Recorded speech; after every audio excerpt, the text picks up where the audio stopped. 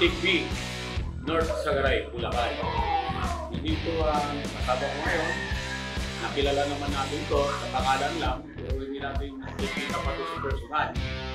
Maganda kaya nagbigay sa ating tuwan. Precision, mag-interview sa kanya. Araw nito, no other than Attorney Edwin Adelia, the owner of the Reserve Farm. Attorney, saan ka talaga nag-isa sa Nung bata kasi ako, sa Pangasinan, ako pinalaga ng tatay ko. Manok niya dahil sa pumulot ko yan. Oo, kaya elementary pa lang ako, natutunan ako mag-alaga ng kaya ano sa naging hobby ko natin. Itong pagmamanok.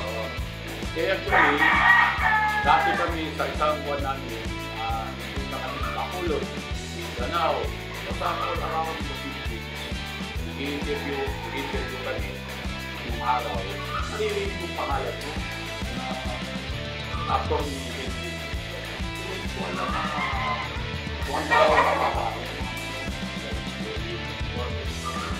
hopefully, nakilala ko si Palomar Dami. Nakilala ko yan. Mabait na ako. Dinala ko niya sa park mo. And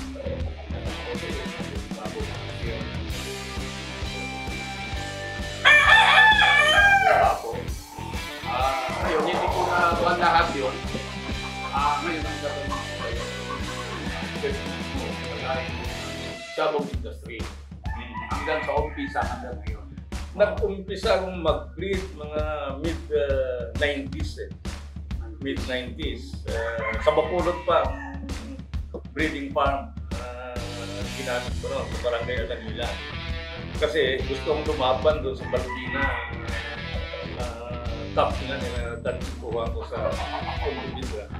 Kasi sinwerte naman tayo, tatlong champion na doon sa Pontevedra na yun. Hanggang yung huling taon na nagpalaban sila, that was 2004, solo champion tayo doon.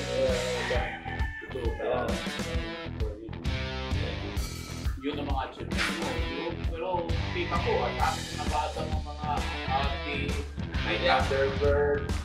Yeah, nung may laban pa sa Makati, yung middle year ng Makati Coliseum, tayo rin ang Catcher of the Year, no? Breeder of the Year. Oo, nakuha natin yun. Alam mo naman ang sabong, ano yan eh. May mga taon na hirap din. Although, kasi maraming gumagamit ng manok ko na hindi ko naman ina-advertise yung manok ko yan. Oo. Pero nakaka-champion din ko sa minsan. Kagaya nito sa Woods Last Reto.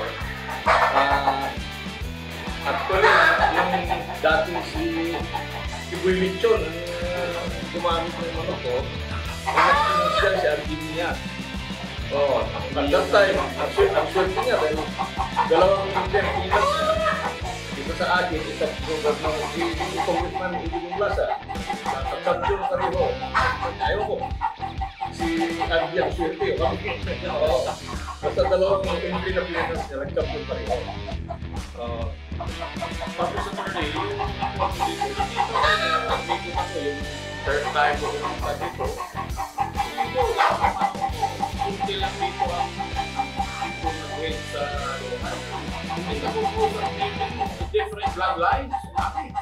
Mga sweeters, roundeds, mga patches. Lahat ba yan attorney ko important? Yeah, pero ang kwanto talaga, concentration ko, more on Kilso, sweeter, at saka yung lulipan. Yung bigyan ng karangalan. Yes.